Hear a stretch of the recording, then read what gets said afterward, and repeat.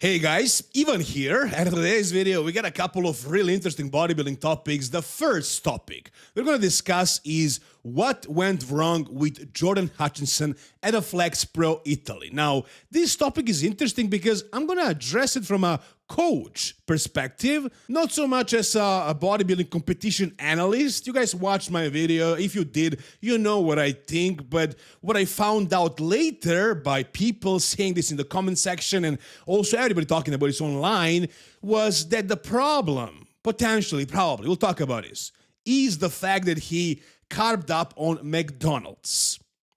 Now, I followed Jordan's prep. I didn't follow him the day before the show, but I know that throughout this prep, he was having frequent refeeds with McDonald's. And actually, he would look amazing in those refeeds. This photo right here is the morning after he had some McDonald's before bed. He slept for 9 hours, and this is how he woke up. I guess full and dry and shredded. And actually, the midsection was in check. You can see his abs and thighs here. He was definitely he looked much better in the midsection. Also, he was just drier, more separated. Now, again, it's one thing to look good in your coaching updates, in your updates for your coach, or in the gym flexing, and it's a whole other thing to look good on stage. You can set up the lights a certain way. You can have a pump in the gym. You can look much, much better. You guys probably know the day, if you compete, the day after the show, when you eat a lot of junk food, you look your best in your update photos, in your home, flexing in the mirror, in the gym, or after the training, posing. But on the stage, that look wouldn't be as good. On stage, you actually need to be a little bit on the flatter side. I mean, of course, it would be ideal if you were super blasting full and completely dry at the same time, but it's a thin line. So to be sure, it's better to go for a little bit, tiny bit flatter look than for the blasting full look for the stage. Guys, when you are shredded, when you are dry, when you're rock hard, you're gonna look big and full. When you get a pump, when you're under those bright lights, when you're posing, you're gonna look bigger and better if you are dry, completely dry and hard, instead of being super full and maybe getting a little bit smoother because of that fullness, in most cases. So they were tracking this, as you can see, at a couple of weeks before the show, after eating McDonald's, after doing his refeeds, he would look really good. And I thought this was the look they want to bring to the stage. And I'm guessing they didn't do too many changes for this show. And like I said before, I think Chris Tuttle is a phenomenal coach, very knowledgeable, like a scientist coach. If you have a health issue, you go to him, he'll fix it for you. But it's one thing being a good, doctor or being a good scientist, and it's a whole different thing being a good coach who can peak bodybuilders perfectly. Like, you can take, for example, Chris Aceto, who says literally himself, he doesn't use any science in his approach to peaking bodybuilders, and he nails it pretty much every time. And you have guys who are more science-based, who, in my opinion, don't really know how to nail bodybuilders, because it's somewhat of an art, really. You need to understand the body to feel how the body is working and to be willing to take some risks here and there, not play it completely safe. So I think here, in this situation, Chris Tuttle made a mistake, a bad judgment call doing this. Now, a lot of bodybuilders do have cheat meals or junk food or McDonald's even before the show, carving up or filling out for the show. Personally, I never do that. I do incorporate sometimes junk food, but not McDonald's, not fries, not burgers, not stuff like that. But sometimes when it is needed, I do give my guys some sweets, like some Nutella or some wafers. That's what I prefer. It's easy to digest. It has, fats. It's very calorie dense. Doesn't take a lot of space in the stomach. Some cereal, for example. But that's rare situations. Usually I prefer to use just cream of rice or just rice and honey, a bunch of honey. You can ask Eric what we did for his show. It was a lot of honey and some cereal. We didn't really go with crazy junk food, but there was a lot of calories, a lot of sugar. It's much easier to control things that way, and your stomach is not gonna blow out. You're gonna have a tight midsection. You can still carb up a lot, especially if you know what you're doing with your sodium, with your potassium, or with your water as well. That's the most important part for me, guys. Like salt and water, really. And then carbs come on top of that. But if you know what you're doing with your electrolytes and water, you don't need to eat a lot of carbs or a lot of junk food. Sometimes, again, it's needed with some insulin, but I don't know, McDonald's and stuff that is really hard to digest like that, I don't like it. Again, some people do it and it works for them. In this situation, it kind of backfired. So here you can see also Chris Tuttle's comments. He saw this post from Muscle Discord and he commented and he says, "This is not entirely accurate and we did not introduce anything new. We did it 6 times with no issue. The feedback from the head judge was that we was not full enough." And then he says, "It was for sure a posing issue and also the peaks sometimes are taken getting into a pose." Well, first of all, let's take a look at the video again from the pre-judging at this show. And is it just a bad photo? Is it just a bad angle or something like that? A photo taken at the wrong time? No, I wouldn't say so. I would say he's definitely too full, spilled over, and that his stomach is definitely not as flat as it used to be, and also as it looked in his check-in photos.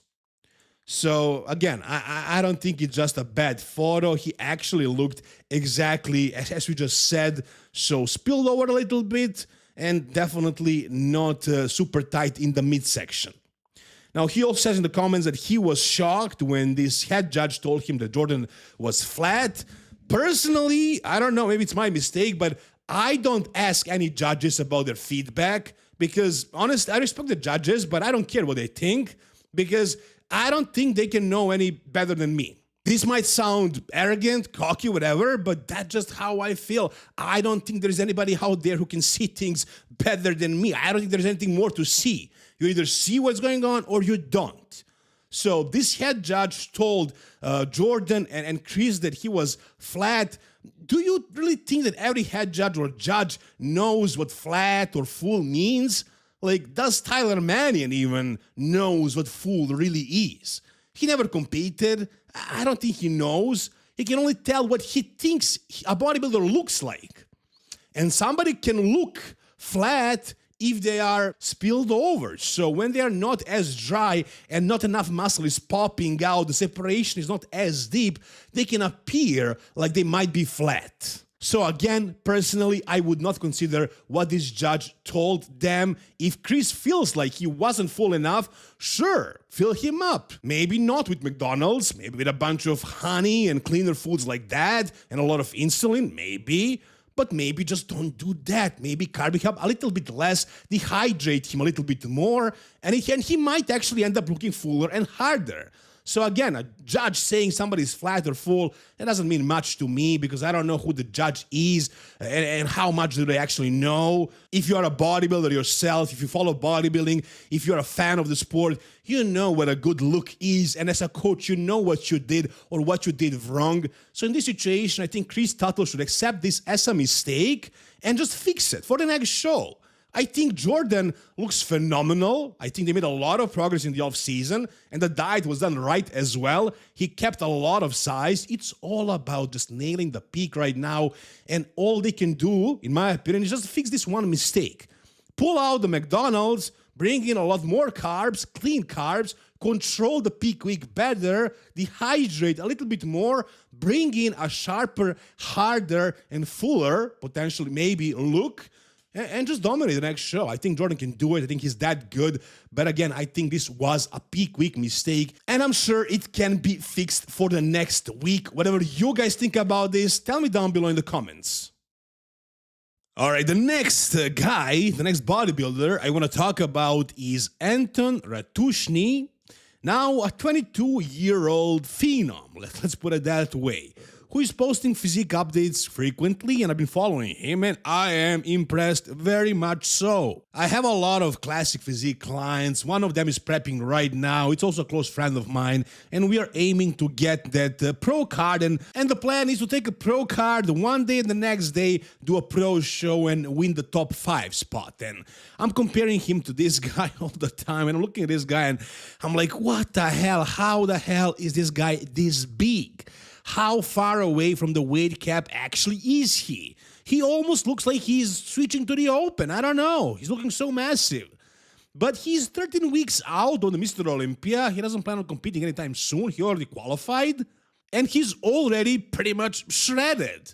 He's pretty much ready for the stage. Again, I don't know what his weight is right now, but based on the look, I'm pretty sure he's above the weight cap because he doesn't look any smaller than Ramon Dino on stage. Probably he looks bigger. So he probably won't look like this on the stage. Sadly, if he did, then this would be freaking competitive. And, you know, he kind of looked super impressive before in his physique updates, but then on the stage, I mean, he still looks good. He's still an Olympian, but honestly, here he looks like he could be fighting for the top spots. Is that going to be the case? We'll see. Here in the caption here, he says, do you think Hani was impressed? Personally, I don't think anybody is going to impress Hani Rambert after he worked with Phil Heath. But still, I think he's definitely happy with this look right here. Take a look at his side chest, man. It's just nuts. This is crazy. This doesn't look like classic physique, to be honest. Again, he's shredded. Look at his glutes from behind. He's peeled everywhere. I don't know how much more weight he needs to lose. Hopefully none. If he can just, you know, cruise into the show looking like this is going to be awesome. But if he has to lose a bunch of size, then who the hell knows what his end package is going to look like. Again, he's pretty much there. He needs to dehydrate for 2 days, basically, and, you know, take half a thiazide and look amazing on the show.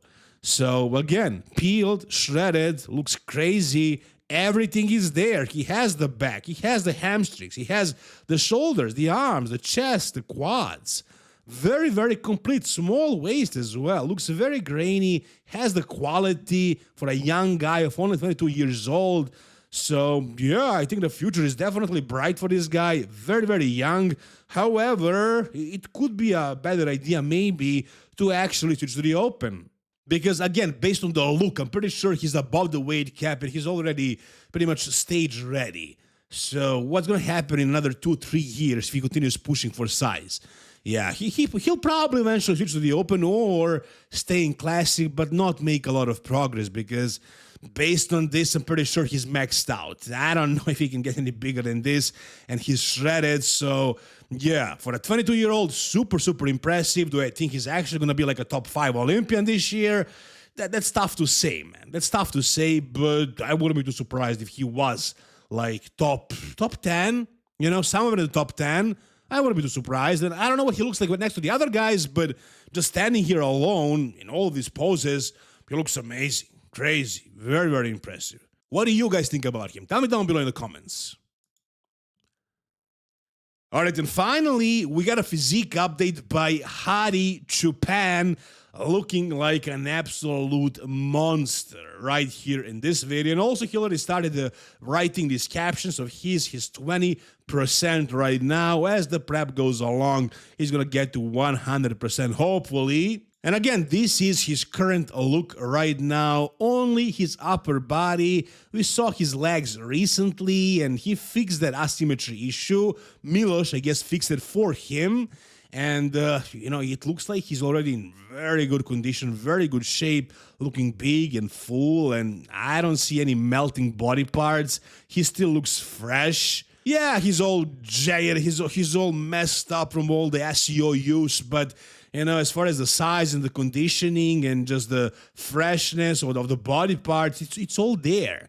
You know, even though he's been competing for, who knows, like 2 decades now, he's still not really showing signs of basically, we don't see any reasons for him to retire yet. So he's still looking very good. He's still definitely a contender for the title with Milos in his corner. He has great chances to actually win. Look at the arms right here. The biceps, the triceps, the lats popping out like crazy. Look at the chest as he turns around. It looks super full, super big. And I know that's the focus. That's what Milos wants to bring out of Hadi. Bigger and fuller chest with the same separation. Also bigger, also more conditioned back, and to fix that asymmetry actually in the legs. And I think they're doing exactly that. I think whatever Milos envisioned, it's actually coming to life. So this is looking phenomenal. We'll see if Hadi will actually have a chance of winning another Mr. Olympia title. What do you guys think about that? Tell me down below in the comments. Anyways, that's gonna do it for this video, guys. If you enjoyed it, give it a thumbs up, subscribe to the channel for more content like this. See you soon, guys. All the best, and bye-bye.